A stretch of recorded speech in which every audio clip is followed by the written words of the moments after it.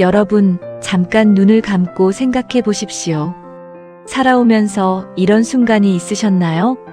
분명히 옳은 일인 줄 알면서도 작은 이익 때문에 그냥 눈을 감았던 그 순간, 가까운 사람에게 조금만 더 베풀었더라면 좋았을 텐데 그때는 왜 그렇게 아까웠는지 지금도 가끔 그 생각이 나십니까?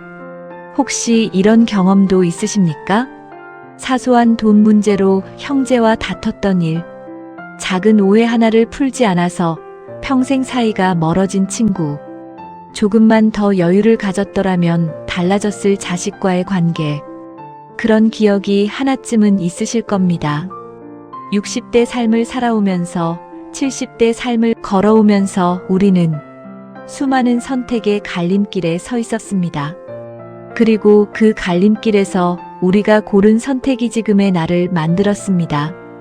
오늘 이 영상은 그 선택에 대한 이야기입니다. 지금으로부터 약 2500년 전 중국의 위대한 사상가 공자께서 이런 말씀을 남기셨습니다. 딱 한 줄입니다. 짧습니다. 하지만 이 공자 명언 한 줄 안에 우리 인생 전체가 담겨 있습니다. 오늘 이 인생 지혜를 함께 천천히 풀어보겠습니다. 서두르지 않겠습니다. 여러분의 이야기를 하듯이 이야기하겠습니다. 자, 편안하게 앉아서 함께 들어보시겠습니까? 여러분, 저는 오늘 이 영상을 준비하면서 한 분이 생각났습니다. 제가 알던 분의 이야기입니다. 그분은 당신이 70대 초반에 이런 말씀을 하셨습니다. 내 인생에서 가장 비싼 실수는 큰 욕심이 아니었어. 아주 작은 욕심이었어. 무슨 뜻일까요? 큰 욕심이 인생을 망친다는 건 누구나 압니다. 도박, 사기, 투기, 그런 건 누구나 위험한 줄 압니다. 하지만 그분이 말씀하신 작은 욕심은 달랐습니다. 그건 너무 작아서 욕심인 줄도 몰랐던 것들이었습니다. 조금 더 받아야 한다는 생각, 내가 더 손해보면 안 된다는 마음, 이 정도는 내가 챙겨도 되지 않냐는 자기 합리화, 바로 그 작은 욕심들이 쌓이고 쌓여서 결국 가장 큰 것을 잃게 만들었다는 이야기였습니다. 공자 명언에서 말한 작은 이익이 정확히 이것입니다. 인생 지혜는 늘 이렇게 가장 평범한 곳에 숨어 있습니다. 여러분은 어떻게 생각하십니까? 살면서 이 정도는 괜찮겠지 하고 넘어간 순간이 있었나요? 공자는 기원전 551년에 태어난 사람입니다. 우리가 태어나기 약 2500년 전의 사람이지요.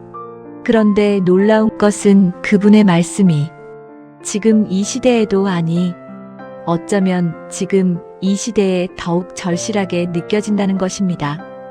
공자의 명언 중에 이런 말이 있습니다. 욕속 즉 불달, 견소리 즉 대사불성. 빨리 가려 하면 목적지에 이르지 못하고 작은 이익을 보려 하면 큰 일을 이루지 못한다. 원문은 이렇습니다. 이것은 공자가 제자 자아에게 정치와 삶에 대해 가르치며 한 말입니다. 하지만 오늘 우리 시대에 이 말을 새롭게 해석하면 어떻게 될까요? 첫 번째 해석, 작은 이익은 돈만이 아닙니다. 많은 분들이 이 공자 명언을 들으면 돈 이야기인 줄 아십니다. 물론 돈도 포함됩니다. 하지만 더 넓게 보면 작은 이익이란 당장 내게 유리한 것을 뜻합니다.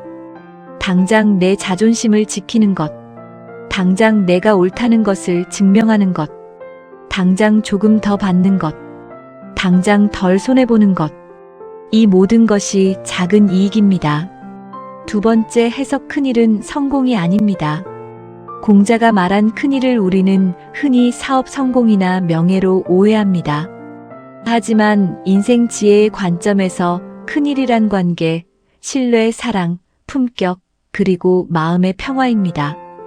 평생 함께한 친구와의 우정, 자녀와의 깊은 신뢰, 지역사회에서 존경받는 한 사람의 이름, 이것이 바로 인생의 큰일입니다. 세 번째 해석, 이것은 60대 이후에 더욱 중요합니다. 젊었을 때는 실수를 해도 만회할 시간이 있습니다. 하지만 인생 후반전에 접어들면 한 번이 선택이 남은 인생 전체를 바꿀 수도 있습니다. 노후 인생에서 가장 소중한 것은 무엇일까요? 건강? 물론 중요합니다. 돈? 어느 정도는 필요합니다. 하지만 그것보다 더 소중한 것이 있습니다. 바로 곁에 있어줄 사람입니다. 작은 이익 때문에 그 사람을 잃는다면 그것이 인생에서 가장 비싼 대가가 됩니다. 공자 명언은 바로 이것을 경고하고 있습니다. 이제 세 분의 이야기를 들어보겠습니다. 이름은 가명입니다만 이런 상황은 우리 주변 어디에든 있습니다. 여러분의 이야기일 수도 있고 여러분 곁에 있는 누군가의 이야기일 수도 있습니다. 첫 번째 이야기, 형제의 땅, 그리고 끝나버린 인연. 경북 어느 마을에 살던 이정복 씨 가명의 이야기입니다. 이정복 씨는 70대 초반의 농부였습니다. 평생 성실하게 농사를 지으며 살아온 분이었습니다. 그분에게는 3년 터울의 남동생이 있었습니다. 두 형제는 어린 시절부터 우애가 남달랐습니다. 같은 밥상에서 밥을 먹고 같은 이불 속에서 잠을 잤습니다. 농번기에는 서로 품앗이를 하며 살았지요. 그런데 부모님이 돌아가시면서 문제가 생겼습니다. 논 두 마지기와 밭 한 마지기. 그 땅을 어떻게 나눌 것이냐는 문제였습니다. 형인 이정복 씨는 생각했습니다. 내가 장남이니 조금 더 받는 게 맞지 않나? 나도 평생 집을 지키며 부모님 모신 거잖아. 그 생각이 틀린 건 아니었습니다. 어쩌면 맞는 말이기도 했습니다. 하지만 동생도 같은 생각이었습니다. 나도 평생 부모님 명절마다 찾아오고 용돈도 드리고 나름 최선을 다했는데 결국 두 형제는 법원까지 갔습니다. 법원에서 땅을 반반 나누라는 판결이 났습니다. 형제는 각자 원하던 대로 땅을 받았습니다. 그런데 그 이후로 두 형제는 단 한 번도 만나지 않았습니다. 명절도 따로, 제사도 따로, 자식들끼리도 저쪽 집 사람이 되었습니다. 이정복 씨가 75세가 되던 해 겨울 아내가 먼저 세상을 떠났습니다.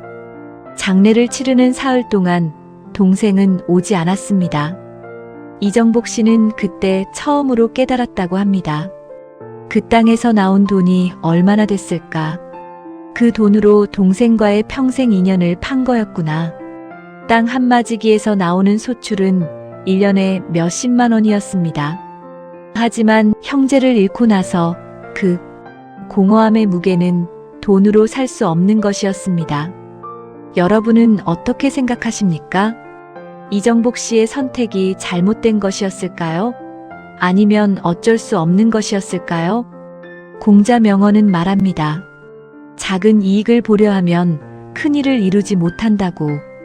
이정복 씨가 잃은 큰 일은 바로 평생의 형제였습니다. 인생 교훈이 이보다 더 뼈아플 수 있을까요?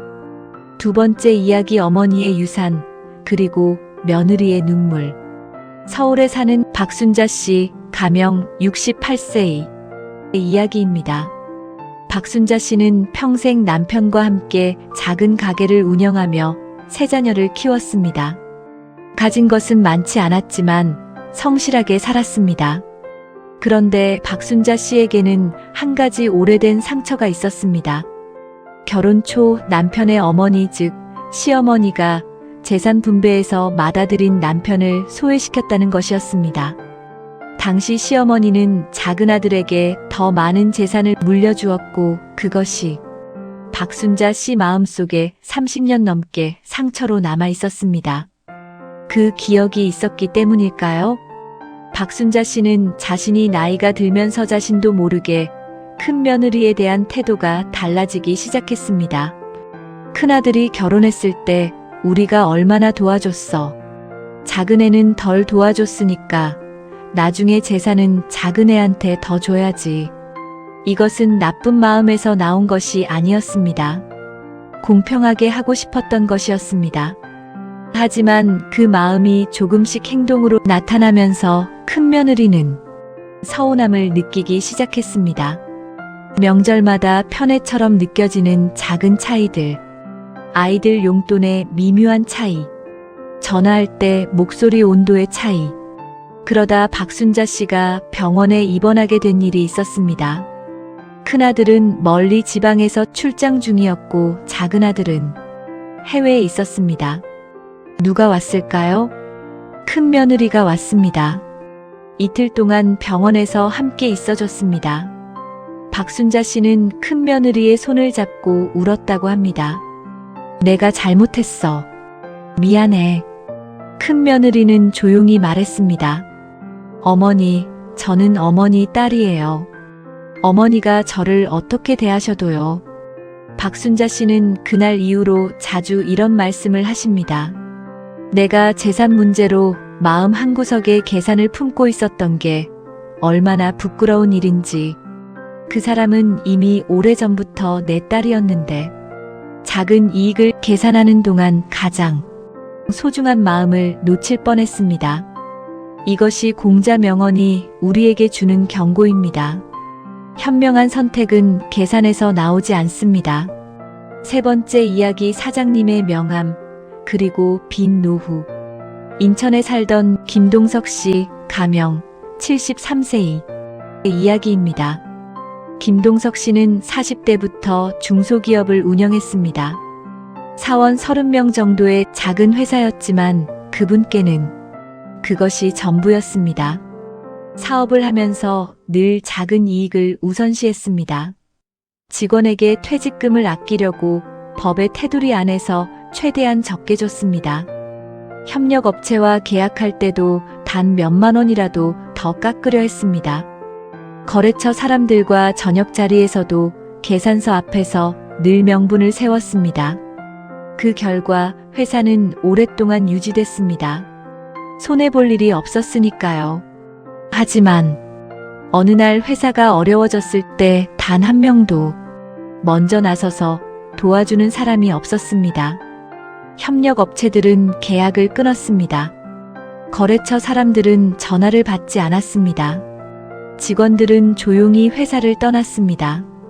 김동석 씨는 결국 회사 문을 닫았습니다. 70이 넘은 나이에 혼자 커피 한 잔 마실 친구도 없었습니다.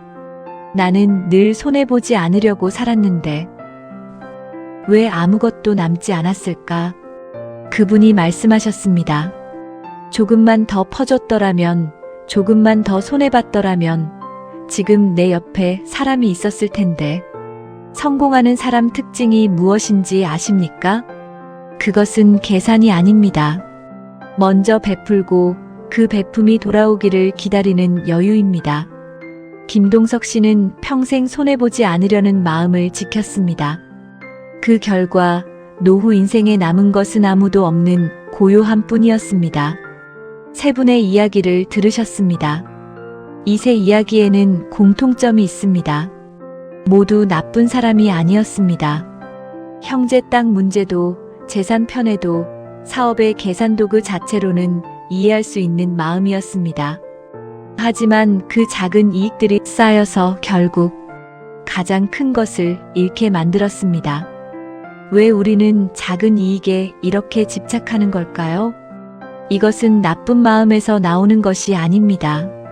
오히려 아주 자연스러운 인간의 심리에서 나옵니다. 심리학자들은 이것을 손실 혐오, 로스 어버전라고 부릅니다. 연구에 따르면 사람은 무언가를 얻는 기쁨보다 무언가를 잃는 고통을 2배 이상 크게 느낀다고 합니다. 그래서 우리는 늘 이렇게 생각합니다. 내가 손해보면 안 돼. 이것은 생존 본능입니다. 특히 60대 삶, 70대 삶에 접어들면 이 심리는 더욱 강해집니다. 왜냐하면 노후 인생에는 불안이 함께하기 때문입니다. 앞으로 얼마나 더 살 수 있을까? 돈이 바닥나지 않을까? 아프면 어쩌지? 혼자 남겨지면 어쩌지? 이 불안이 우리를 작은 이익에 더욱 집착하게 만듭니다. 지금 이것을 놓치면 다시는 기회가 없을지도 모른다. 이 두려움이 현명한 선택을 방해합니다. 또한 인생 후반전에 접어들면서 이런 생각도 많아집니다. 나는 젊을 때 너무 많이 베풀었어. 이제는 좀 챙겨야지. 충분히 이해되는 마음입니다. 하지만 공자 명언은 이렇게 말합니다. 작은 이익을 보려는 바로 그 순간 큰일은 멀어지기 시작한다고.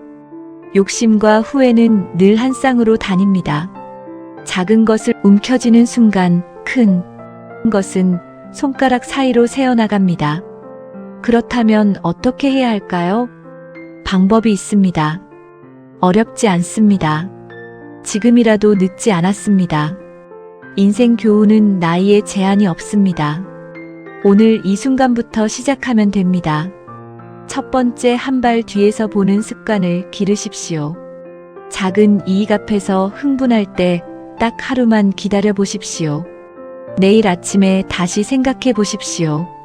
이것이 1년 후에도 중요한 일인가? 1년 후에도 중요한 일이라면 신중하게 결정하십시오. 1년 후에는 아무것도 아닐 것 같다면 그냥 양보하십시오. 이것이 현명한 선택입니다. 성공하는 사람 특징 중 하나는 당장의 감정이 아닌 시간의 관점으로 결정한다는 것입니다. 두 번째, 관계를 돈으로 환산하지 마십시오. 내가 이만큼 해줬으니 저 사람도 이만큼 해줘야지. 이 계산이 시작되는 순간 그 관계는 이미 상처받기 시작한 것입니다. 사랑은 장부가 아닙니다. 인간관계는 회계가 아닙니다. 물론 어렵습니다. 세상이 그렇게 순진하지 않다는 것 압니다.